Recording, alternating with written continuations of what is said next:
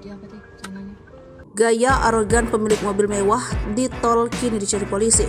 Viral rombongan mobil mewah ramai-ramai lawan arah di jalan tol nekat putar balik karena kebablasan. Video rombongan mobil mewah melakukan aksi berbahaya dengan putar balik dan melawan arah lalu lintas viral di media sosial.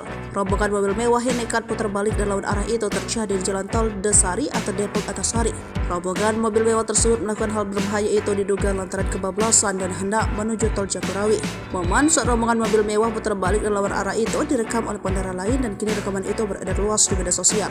Adapun salah satu akun yang membagikan video itu adalah akun Instagram Fakta Depok. Dalam video yang telah beredar itu terlihat bahwa 3 mobil mewah tersebut berputar balik dan melaju melawan arah bersamaan. Ketiga kendaraan mewah yang nekat melakukan hal tersebut adalah sebuah minibus Mercedes-Benz berwarna putih, Toyota Alphard berwarna putih, dan Toyota Avanza berwarna hitam. Dikutip Tribun Medan dari berbagai sumber, peristiwa ini terjadi pada tanggal 10 September dan saat ini sedang dalam proses penyelidikan oleh Ditlantas.